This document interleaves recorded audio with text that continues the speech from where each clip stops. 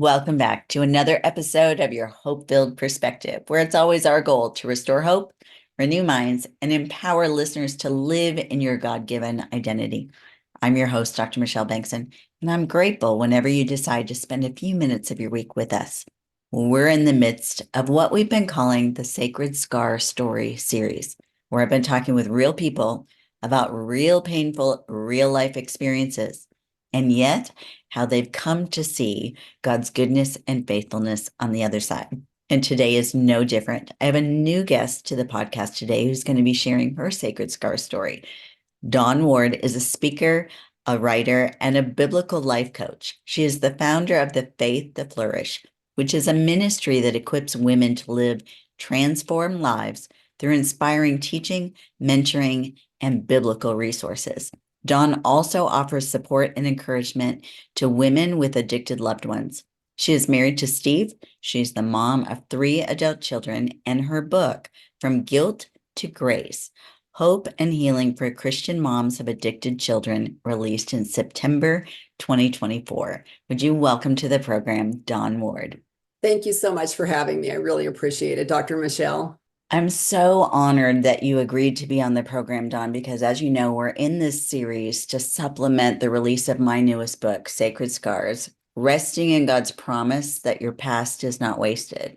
And I know that you have a story about sacred scars that's going to encourage our listeners. So to begin, would you just start off by sharing with our listeners what significant events you've gone through that has caused either physical pain, emotional pain, relational pain, spiritual pain, or maybe some combination of? I sure will. You know, as a child, I think a lot of us have experienced turbulent upbringings. And in my family, I was the same situation as so many other kids. My dad tended to drink too much. And when he drank too much, he was kind of scary and argumentative and intimidating and all those things. He never hurt me or anything, but physically I was okay, but emotionally I just bore a lot of scars as a kid. I think being the firstborn in that situation, I believed my parents. I believed my dad, especially when he would say it's my kid's fault that I drink, or my mother that, we need to fix everything and have everything just right so dad doesn't come home mad. And I really took that on.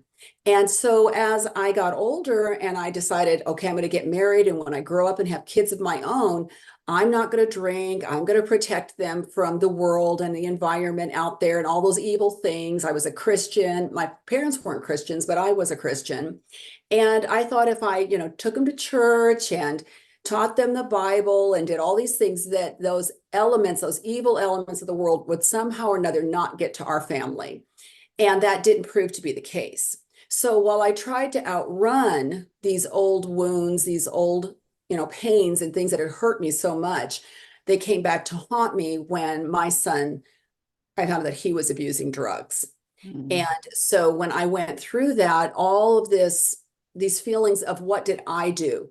What could I have done to have prevented it? How could I have protected him? What could I have done to raise him differently, to keep him, away from that environment? I thought that I had protected him from, the wrong friends and the wrong movies and had him in Christian school and all these things. And all of a sudden this was staring us in the face. I didn't realize then. I just went into, save him mode like moms will do. Right. And I just had to fix this. But all those childhood wounds ended up causing me to respond as a mother in a way of thinking that I could prevent it, that I could somehow or another save him and I could fix this situation. It just played on repeat in my head. And so I had one son struggling with it. We went through a period of getting him back on his feet. And lo and behold, then my oldest son started struggling with addiction after a surgery that he became dependent on these pain meds. And at that point, everything that I thought that I had learned and figured out with when my middle son went through it, I thought I had it all figured out. It came back, but like 100-fold. And now I thought any kind of get out of jail free card I might have, anything that might say, oh, mom, you didn't cause it. It's not your fault. You can't control it, all those things. Now I was really facing intense guilt and self-blame and shame because at this point I thought, it has to be on me. I'm the mom. And so that was a very hard situation for me to have to work through, was those feelings that I had of God, I thought that I was uh, doing better in my relationship with you. I thought I had more faith. I thought I trusted you. And now I'm just in a big pool of my own tears. And isn't that what happens so often is that we hear messages in childhood that are not always based in truth, like it's my children's fault that I drink. Right. No, it wasn't your fault that your father drank. That was a decision that he made. But we hear those messages and they get tucked away in our mind before we even realize that they're lies. And then they somehow come out later when we experience other things, like the idea that you, as a parent, having done all the appropriate things you knew to do, should somehow have been able to prevent this from happening to your sons, when the reality is God gives all of us free will. Right. Absolutely. Talk a little bit, though, about the shame that you experienced, even maybe guilt or remorse or fear, because that is such a common thread, not just in those that I've been talking to in the Sacred Scar series, but even patients who have come into my office and in my own life. When something either happens to us, like what you've experienced with your sons, or things that we've done to contribute to our own pain, then the enemy comes back and shames us. How did you cope with that? That was a big, big turning point for me, because what I realized was that guilt tells us that I've done something bad or I've done something wrong. Shame says, I am bad, I am wrong, I am defective. Right. And that was the level that I had taken it to, was, gosh, this is everywhere in my life. Every single person, every single male figure in my life that was close to me, important to me, was struggling with addiction in one form or another, including my husband, who had also become addicted to pain meds and gambling and some things like that. So everyone around me, my husband's came a little bit later than my sons, but it still was a process that I had to work through, of understanding that, like, I don't know why this seems to be going on around me, but inside of me, I felt as though something was wrong with me and something was broken in me. And that is why this was happening. Yeah. In what way did those painful experiences hold you back? Did they suppress your voice? Did Mhm. they keep you shy and timid? Did they foster secrets? Because that's what the enemy often tries to do, whether it's experiences that we've had in childhood or in adulthood. The enemy wants to keep us bound. And so I'd be curious how this pain, especially as a mother, as mothers, we want to do whatever we can to help our kids. But then we get to the point where we realize as adults, they make their own decisions. Right. That doesn't mean it doesn't affect our heart. It does really affect our heart. Before, I can look at the pattern now from before my children ever were using drugs.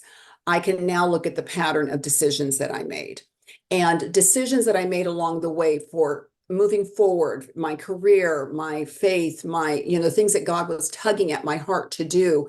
I was reluctant to step out and be bold and do those things because I didn't feel adequate. I didn't feel like I would be able to do it. And I look back on opportunities that God put in front of me, and I told myself I couldn't do them.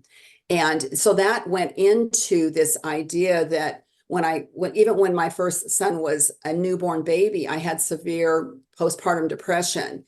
And somehow or another, and back in those days, they didn't really teach us much about it, and they acted like it was all in our head and everything. And so that just added to this feeling of being a failure as a mom. Mhm. And I couldn't understand, my friends around me were having so much fun with their babies, and they were just enjoying motherhood, and they seemed so relaxed. And I just felt so tense and so worried. Am I going to drop him on his head? What's going to happen? And over time, I got more comfortable as in my role as a mother, and my own groove as a mom, and how to do it, and my baby and everything. But it took me a while. And so every time there was something new that went on, a new challenge, whether it was grades or rebellion or whatever it was that the kids were going through, I always questioned myself. And instead of just, hey, as their mom, how can I come alongside them and be a support to them? I always questioned myself and that voice inside of me that God had given me, that gave me that these are your children. I've given you responsibility for them, and I'm going to show you how to take care of them. But I would question myself. And that was something I just didn't want to live with any longer. There came that breaking point, where it was like, I have to figure this out, because if I don't figure out how God sees me and the things that he's given me responsibility for, and that he trusts me to be a wife and to be a mother, but yet I'm not trusting myself to do it with his help. So I had to get to that place where I said, gosh, I can't live this way anymore. This is no quality of life. And I think that's where we all have to get when the Lord is revealing these wounds to us.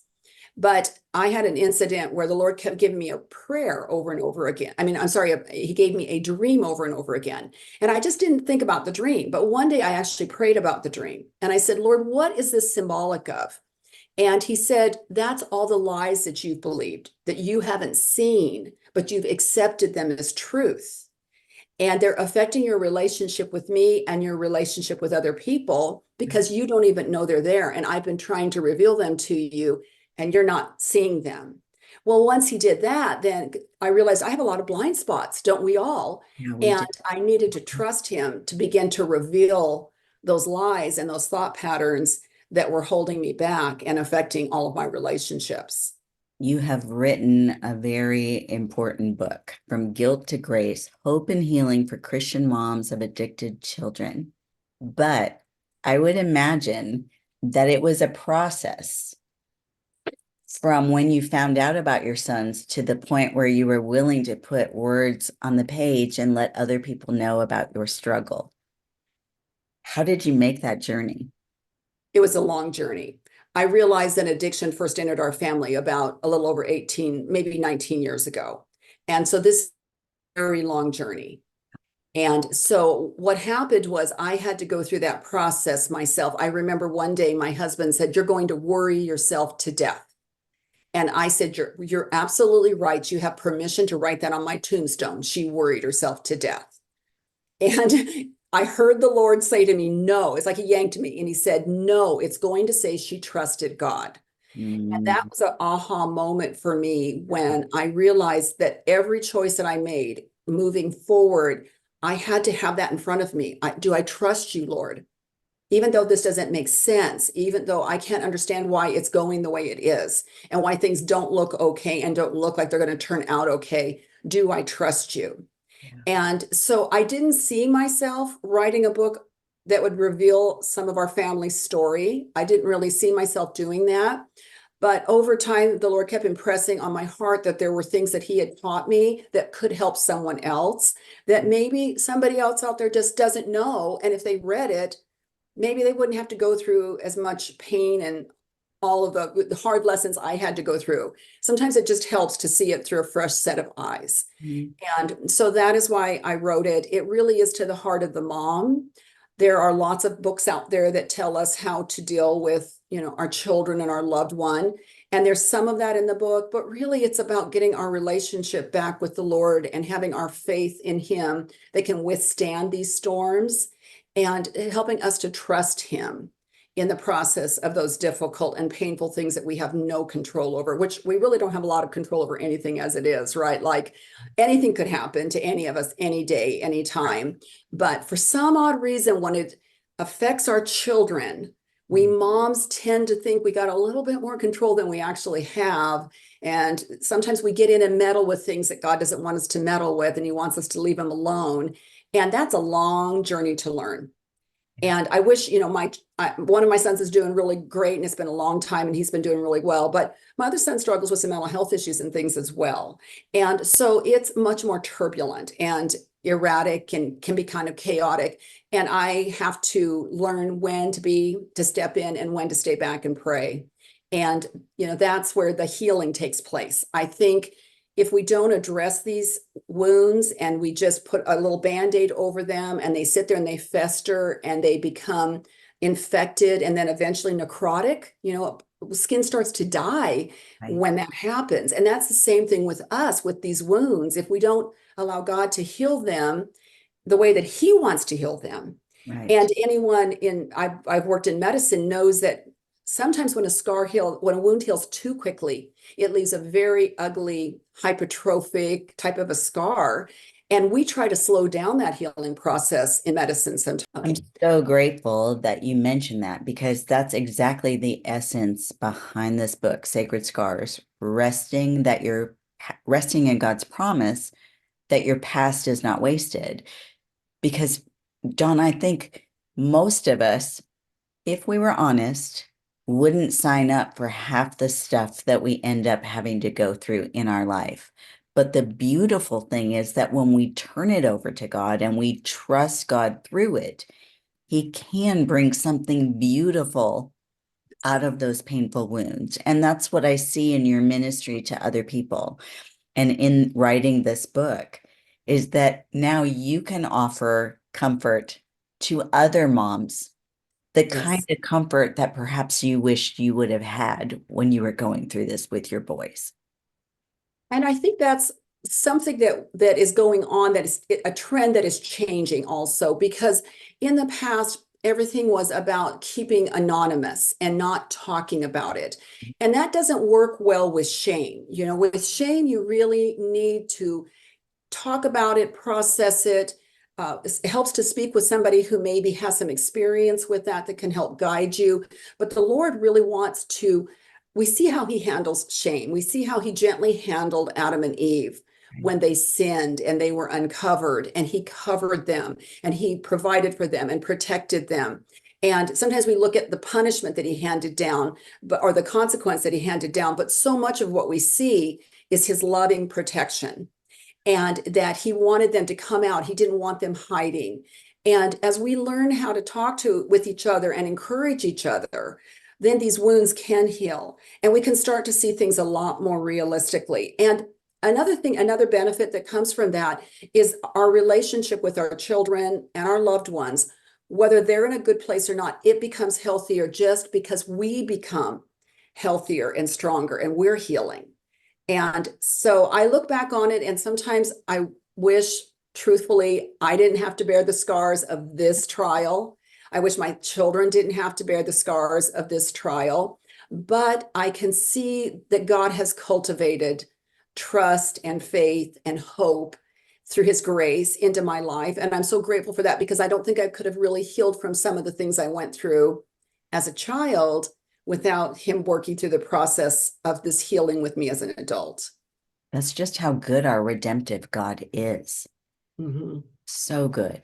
So if a listener is listening in on the conversation today and they're resonating, maybe they've got a child who's made decisions and gone down a path that they never thought would happen, and they're struggling. What hope-filled perspective would you want to leave with them today? I would want to tell them that God is not finished writing their story. He's Mhm. not finished writing their child's story, and He loves them very much. If we can imagine how much we love our child, and to imagine that God loves them that much more, and Yeah. He loves us too.